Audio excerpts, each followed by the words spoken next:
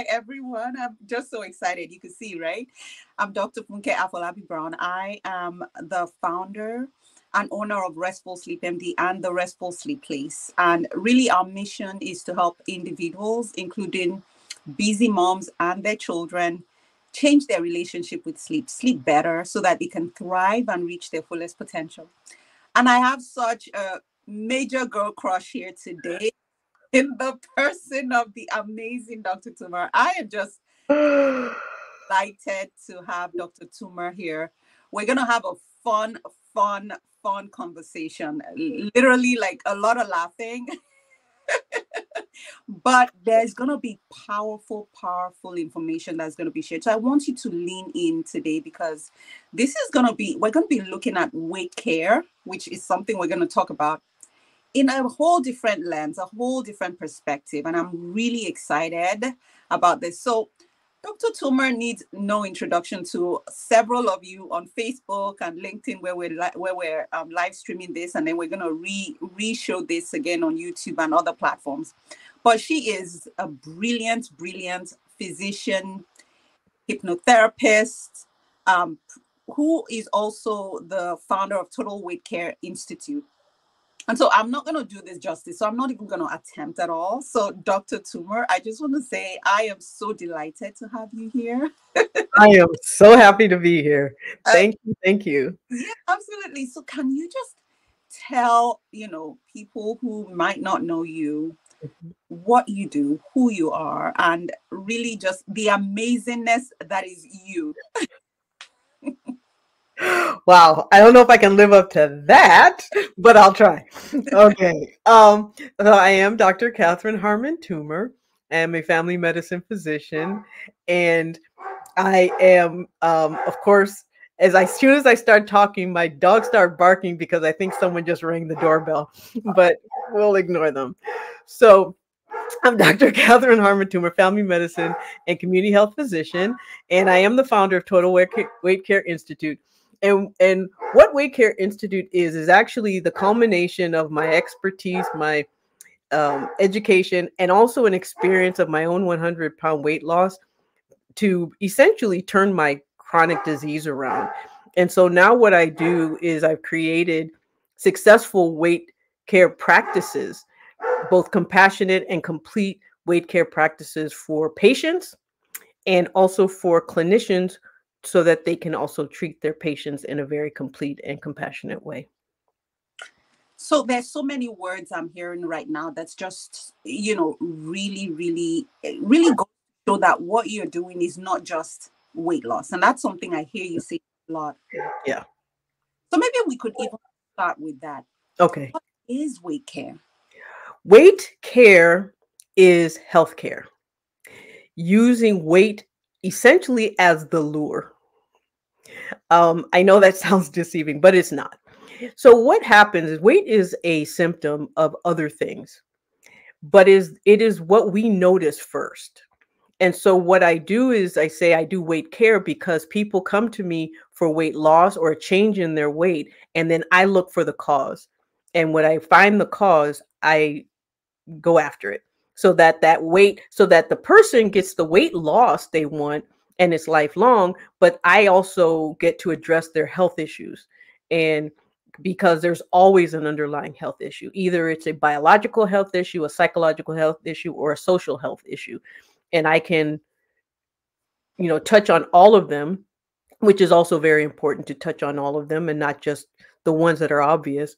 But so that's what weight care is, because I also help people who don't need to lose weight. Mm-hmm. I help people gain weight. Sometimes that weight gain in muscle is actually the healthiest thing that they need to do. So I help people with that. I also help people change their body composition. There are a lot of fatty people walking around who are thin. Mm-hmm. Wow. And so what I do is I help people shift their body composition from having too much fat or adipose tissue, because we know the dangers of adipose tissue in our body. And so I help them shift it from that to more muscle. And so, and then there's wellness. My actual focus is health, wellness, and weight care. So I focus a lot on wellness measures to help facilitate all the processes, because stress, as we know, is a big problem, and it causes lots of physiologic and lots of psychological issues. And so I do focus quite a bit on that as well. So maybe we could take it right there because I've heard you say this and it just resonates so much. And I'm so excited that we get to just kind of break that Mhm. down here, which is that there are components to this: the biological, the psychological, and the social. Can you delve into that a little bit? Yes. Well, we are a combination of many, many processes and many, many organ systems, including our brain. Our brain is an organ, and that system also affects, and our brain controls our emotions and controls our body functions. And so, whatever happens in our body that will affect our brain in any way affects the rest of our body. So, our emotional state Mm, definitely does. Our social, a lot of the things we learn, the psychosocial things that we are learned many times, and our body reacts to things because it learns. It's usually a maladaptive mechanism of defense. mm, That's the one that causes the problem. Now, there's others that do the opposite. So we treat people to kind of go through, like, biofeedback, for example, people who meditate, mm, who can drop their heart rates. It's sort of all connected in the same way. It's like the uh, two different side ends of the same continuum. And so, what the social part can be peer pressure, it can be sabotage, it can be also your joy, mm, your sense of freedom, your sense of independence, if it's part of your job, a job that you love. And all those things kind of blend together to create an environment that changes how a person acts around food and what happens to food once it's been eaten. And mm, so it's just all connected. Can't separate them. mm. And I think it's so interesting that you actually didn't even talk about food until now. Mhm. Isn't that crazy? Yeah. And when I was looking at your some of your work, one of the things you talk about is sort of that, the yo-yo progress that people have when it comes to their weight. And then a lot, I know you speak a lot around shame as a Mhm. change and how you sort of debunk that myth. Yes. And I know you've been on a couple of soapboxes around this. Yeah. So let me just give you permission to get right on and just shed just some light around your perspective and your insights with first your experience, Mhm. someone who has walked this walk and continues Yes. to maintain. And I would love to get into some of that in a little bit. And also from your expertise, we not only doing this for your patients, but actually helping other physicians build their own wellness practices. Mhm. Well, so what happens, one, we've never really been taught a lot in medical school about obesity, weight gain. So, and medicine in this country is taught as an apprentice system. Mhm, It is one person who has their knowledge and they pass it on to the next person who then passes it on to the next person to the next person, because it's always shown, we're always taught how to do things. It's an apprentice way of learning. But that means biases and prejudices also get passed on. And one of those things that happens is the bias and the prejudice of people who are overweight and what that means. And usually what happens is it's assigned as a character flaw, as a person who has no willpower, who has no discipline, and can't control themselves around food. Well, what controls our appetite, what controls our food choices is our brain. mm, It's not just we just willy-nilly decide, "Oh, I'm just gonna eat this," and it doesn't even matter. There's a reason we're driven to eat certain things, either because our brain reacts and it treats food like it's a drug, and so we get a huge surge of dopamine when we eat it, or it's the same as taking a drug, mm, so there's an addiction reaction to food. mm, So, and then what happens often is that food actually causes a syndrome that makes that craving and worse. It starts this vicious cycle of the brain wanting its drug, Mm. and the body being unable to metabolize what it takes to give the brain the drug. So the brain thinks it's not getting the drug, so it makes you eat more, trying to get more, and it just starts a really vicious cycle. And so it's not about discipline or willpower. It's truly, truly about our brain and how it functions and how it sometimes malfunctions. And and it's the reason that so many medications that are for other things like depression, anxiety, and now diabetes affect appetite, affect what we do and what our body does with food and how we can lose weight. Mm. And I know that was a roundabout answer, but essentially, what we've been taught is all wrong. Mm. And we were now, I mean, people say obesity is a chronic disease, and then they'll turn around and say exercise and eat less. However, when someone walks in with out of control hypertension who's on the verge of having a stroke, we don't tell them to do that first. We treat them first. Then we tell them the lifestyle changes that can help reduce their dependence on medication. For some reason, when it's obesity, we don't want to treat it right away. Mm. That is a clear sign. When anyone says, I don't believe in treating for obesity, that's a clear sign that there's prejudice involved. Mm. That's Because my soapbox. like drop mic, like all left, right, and center, because it's not being regarded as the symptom it is. Hmm. Going back to say, oh, it's just willpower. And I've as someone who also cares for folks with patients with obesity, Hmm. and I realize that there are people who are they literally hardly eat. No. I ate far less when I was 100 pounds heavier than I do now. I eat Wow. much more now, and and now, I was 100 pounds. I'm 5 feet tall. I was well above 220. I stopped weighing myself at 220, and I know I went higher, but I don't know what that number was. I was on insulin as a diabetic, Mm. and I had underlying chronic depression, had a baby, postpartum depression, then went into congestive heart failure, cardiac depression. The combination of, well, depression, we absolutely know that it affects motivation. When someone knows they're doing something that's killing them and they can't stop, Mm. check them for depression. Mm. There's a reason people have lose motivation, and that motivation is usually psychological, and it's not because they just have no willpower. Mm. I knew I had babies. I knew that if I didn't do what was necessary, that I would die. I Mm. had a 50% chance of living a year.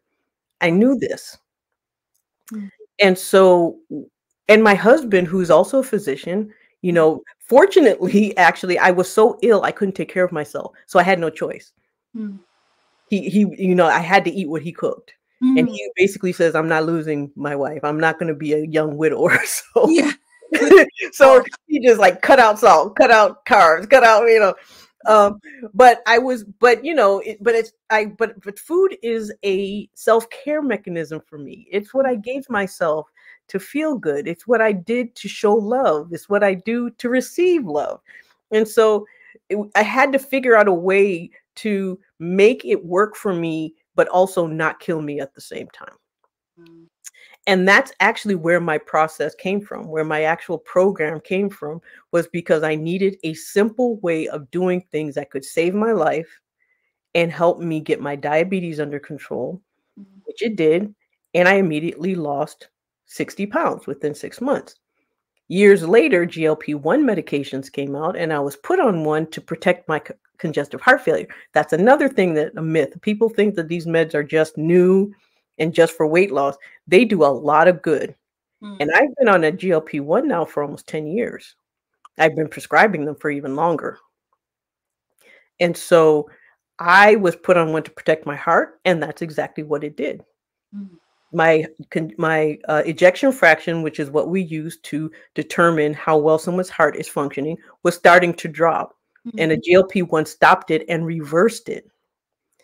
And so, because of that, I lost another 45 pounds, not expecting to. It was just because that's what the medication does. This was before we knew that it caused weight loss, really. Mm-hmm. Um, and so now that I'm 100 pounds lighter and I eat a lot. I mean, well, we've had meals together. You've seen me. People are always very surprised when they see me eat. And not only do I eat dessert. And that's the other thing. People were like, how in the world? I was like, but there's a trick. And so I like my food. And I figured out ways that I can eat my food, keep my blood sugars low, and maintain my weight loss. Wow. I love all of that.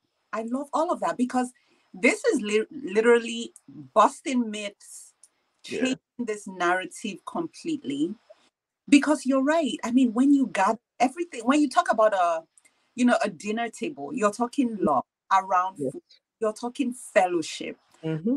So to now move from completely cutting all that off to this place where it's more of shame, it's extremely disempowering, and no wonder it eventually leads to lack of motivation. Yeah. Well, we internalize it. Yeah. Yeah. People are what you tell them they are. They become what you tell them. Hmm. Hmm. And then they really become what they told themselves. And we tell ourselves because we've been told, I don't know what's wrong with me. I can't figure out why I can't lose this weight. I can't figure out why I keep doing this, even though I know that I have this. And then we just beat ourselves up, which adds to the guilt, which adds to the feelings, which adds to the change in our neurotransmitters in our brain, because that's essentially what this is. And then all those neurons and everything gets triggered, and we get triggered, and our brain says, eat, eat, eat, eat, eat. Hmm. Hmm. Yeah. Now, I heard you like dessert. I love dessert. Oh, you like dessert. So, And I'm diabetic, so don't do as I say, not as I do.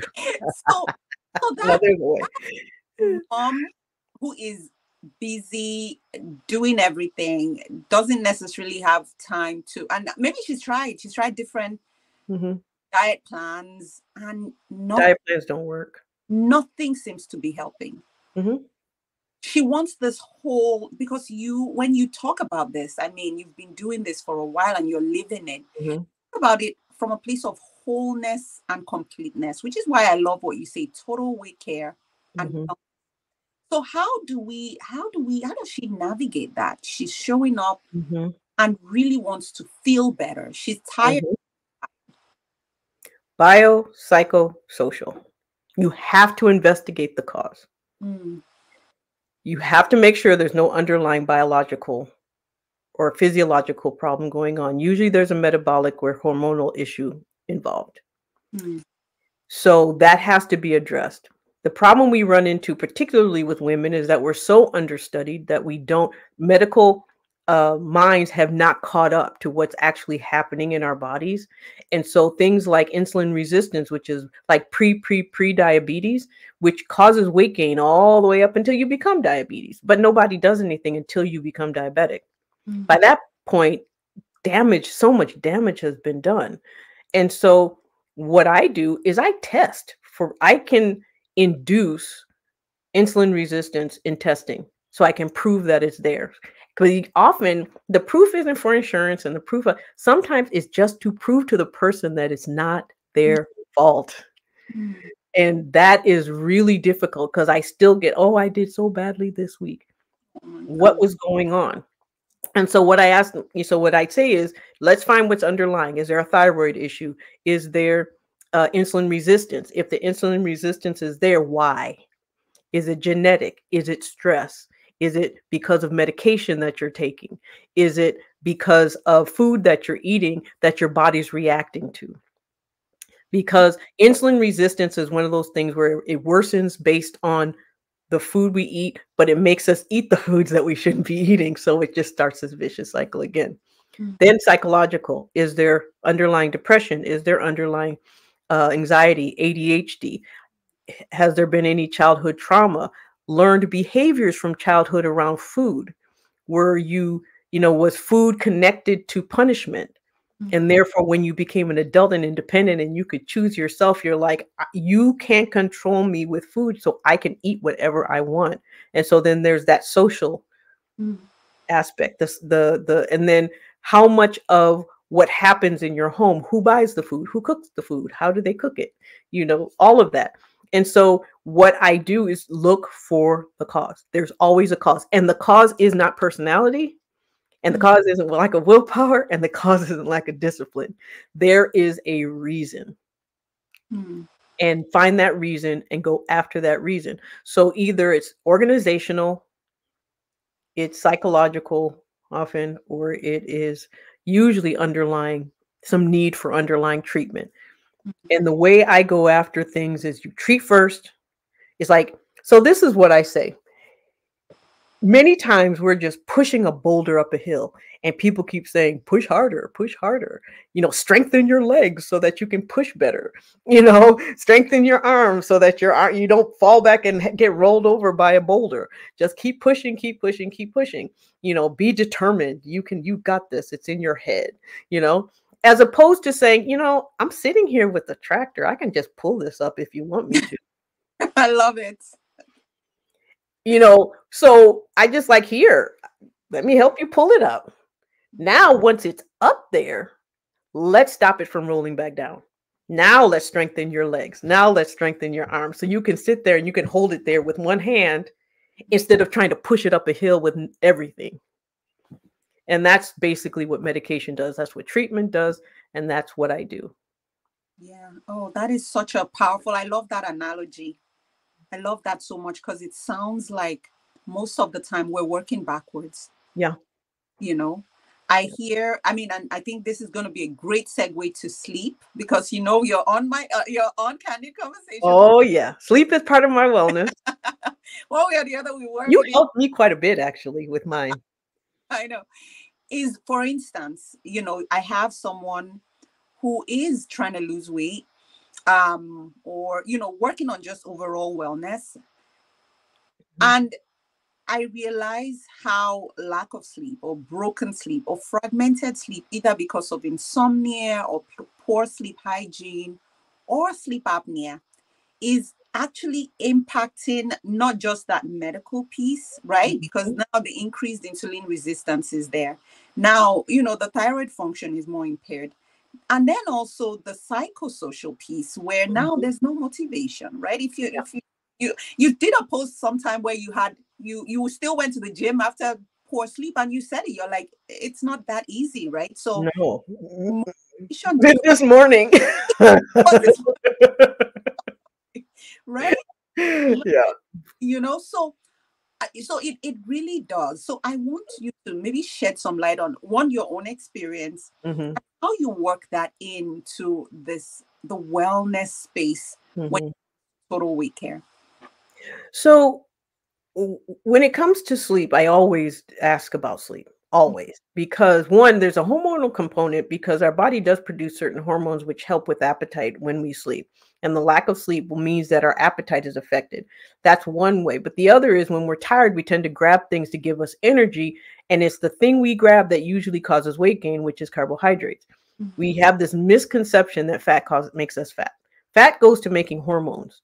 Mm, It's carbohydrates that go to making fat. And that's why ketogenic diets work the way they do. They're not sustainable, but they work. And the reason they do because they're low carb diets.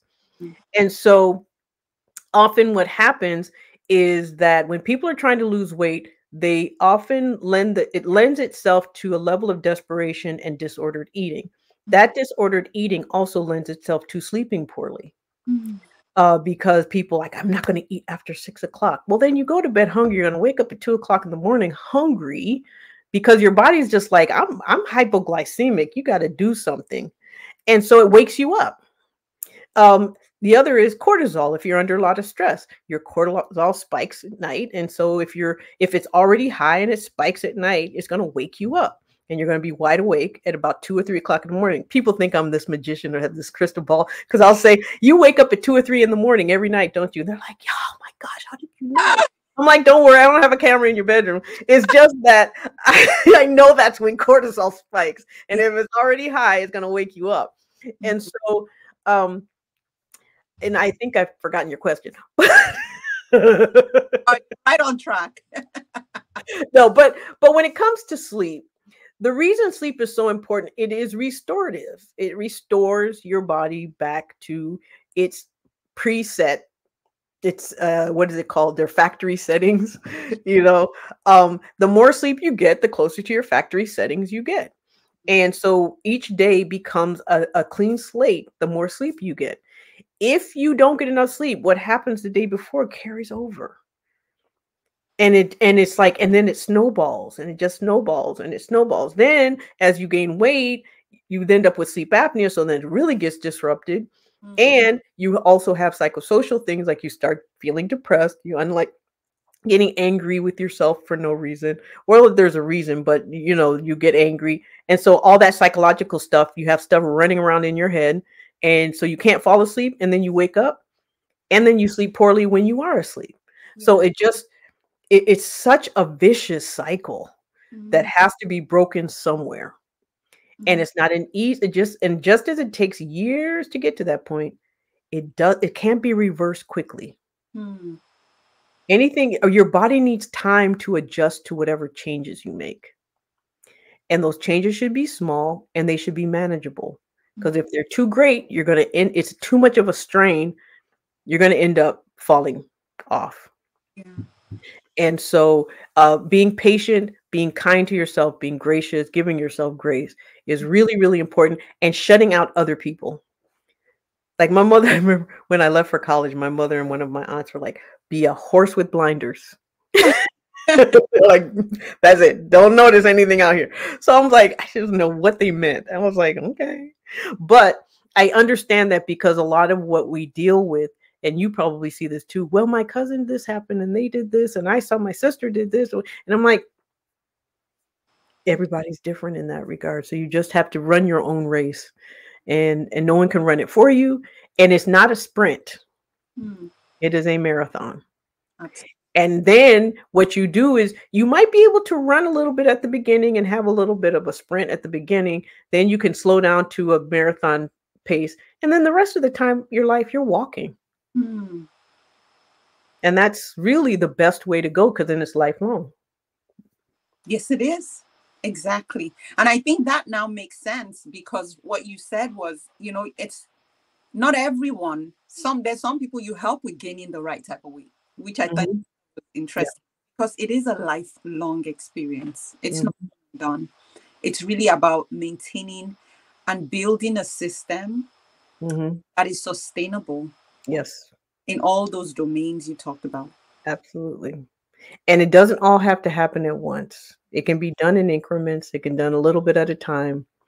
Um, and really, it's important not to try to do them all at once. One of the things I see a lot when people have resolutions in January is they make a lot of changes at once, and they're all tied together. I'm going to exercise. I'm going to eat right. I'm going to do this. I'm going to do that. And then if one falls away, they all fall away, because they're connected. If you do one at a time and something happens, because I mean, it's a process like this. And so if something starts to happen, it doesn't affect all of your processes, because you haven't connected them. Hmm. Hmm. The only connection that works really is when you connect a habit you want to have to a habit you already have. And so when you habit stack and you connect them, then you tie something healthy to something you're already doing. That is fine. Because like, I do squats when I brush my teeth. I'm never going to not brush my teeth. So if I don't do squats while I'm brushing my teeth, I sit there like looking at myself, brushing my teeth, saying, come on now, let's do this. And it may not be a lot. I may just be 3, but I just did them. And when you connect things like that, Yeah. drinking water to certain things, taking a walk Hmm. with, you know, combining spending time with your children and walking at the same time, or being outside and doing, there's just lots of different ways of connecting Hmm. healthy habits to things you already do. And Hmm. so that's really the easiest way of doing it. Hmm. Yeah. You make it sound, like you said, easy. Easy. It it's simple, but Mm. it's not easy. There we go. Yeah. Yes.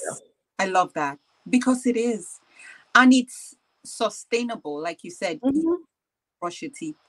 Hopefully, you will spend time with the kids, right? Mhm.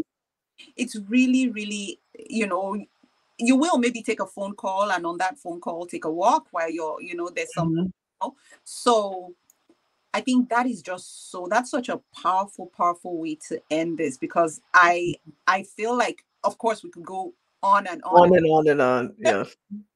so many levels, but we got to do this again, Dr. Toomer, because Definitely, definitely, definitely. coming up, but I'm like, folks are probably going to be getting ready for dinner now, and Yes. we don't want them. So, And before we go, I do want to say hello to my cousin. She chimed in, said hello, cousin, and I just want to say hi to her before we go. here. But yeah, but thank you for having me. This has been great, and um, I always appreciate busting myths, and I always appreciate having that chance. And I don't mind if people look at me like I'm a little bit odd, because when you go against the grain, that happens sometimes, and that's fine. Yeah.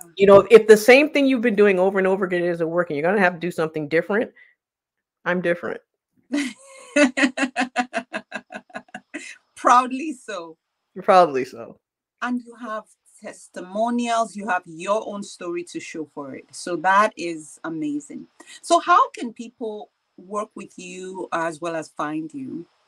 The best way is to go to my website at drtoomer.com, and that's drtoomer.com, and just leave me a message. You can contact me through my website, or you can just find me on Facebook. I'm Dr. Toomer almost everywhere, on Facebook, on Instagram, on YouTube.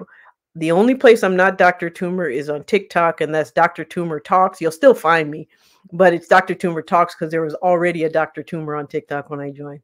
How, So how I'm everywhere. It's not a common name, so fortunately I yeah. And I know every week you also have Dr. Tuma Talks Mhm. on Facebook. Live on Facebook, Instagram. No, sorry, Facebook, LinkedIn, and YouTube, and Okay. that's every Tuesday at 7 o'clock.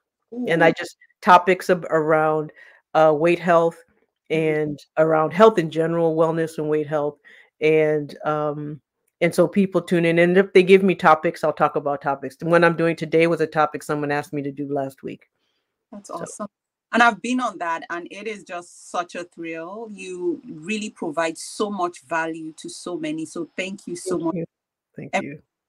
So you guys heard, you see why I meant this was going to be so powerful, powerful conversation. I'm just so excited to have it with you all. And if you're out there and you are struggling with sleep, right? Talked about how sleep impacts everything. It does, literally from top to bottom, including maintaining a healthy weight, right? Mhm. I am here to help, right? I have a practice. It's the Restful Sleep Place for children and young adults with sleep issues, as well as their parents. And also, I have a coaching practice. So if you're not in California, if you're not in Pennsylvania or New Jersey, where I'm licensed, we could still work together. So if you're out there exhausted and chronically sleep deprived and wondering why the quality of your decisions are really just not matching up, it might be that it's time to really figure out the sleep thing. So let's figure it out together. And you could, Can I say something really quickly? yes, absolutely. Because this is what you did for me. I didn't know I had a sleep issue. Hmm. I was in bed. I'd go to bed 10 o'clock. I would be in bed and wake up at 6 o'clock, full 8 hours. But I would get up in between. I was on a diuretic because of my congestive heart failure. And I usually take it in the evenings so that way I'm not out and about, and it's active. But I would get up, go right back to sleep. Get up, go right back to sleep. And the thing is, because of medicine, you learn that trick. You learn how to get up, be alert, and then go right back to sleep. Mhm. And I thought I was fine. Been doing this for years. But I was always tired by the end of the day, and I thought it was just simply because of my busyness, not because of my lack of sleep, or because of something I didn't do in eating certain things, that I shouldn't have. And you made one you mentioned fractured sleep, and I thought that's exactly what I do. Mhm. And all I did was shift my medication up a few hours so that it works through the evening instead of through the night. And now I sleep a solid 8 hours. The difference has been beyond anything I could describe. And it Wow. was just a small change. All I did was move my medication up 6 hours. Just Wow. that one pill was Mhm. doing it. And I've been doing this for 23 years. And Wow. that one change, and now it's like I don't take naps anymore. I'm not tired in the afternoon. I have energy. Someone says, "Hey, let's go." I'm ready. It really did, and I didn't know I had a problem until I heard you speak. Oh my goodness. Oh, Dr. Tuma, that's incredible. Thank you so much for highlighting that. And yes, I think that's the thing with the Restful Sleep MD program. We're looking, just like you said, Mhm. at medical issues, behavioral issues, are there psychosocial issues actually, that are underlying sleep, and why Mhm. are we tired? Yeah. Because sometimes what we think is the reason, like you said, for Isn't what we think it is. not what we think. We got to delve deeper. And Yeah. so, thank you so much for sharing that. If you're looking to work with someone who actually sits in and listens, and you want to feel heard and seen when it comes to your sleep, just get on my website. It's I restfulsleepmd.com. hope I'm pointing in the right direction for other people.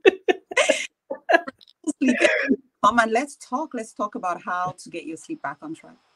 Dr. Tuma, thank you. I'm, Thank you for having me. I'm so excited. I Thank think you, this is thank you. going to help so many people. I'm gonna let you get off so that you could get on to Dr. Tuma Talks, which I'll be joining as well. Yes. Listening in. Oh, Alright, good night. thank you so much. Have a good night. You too. Good night. All right, bye.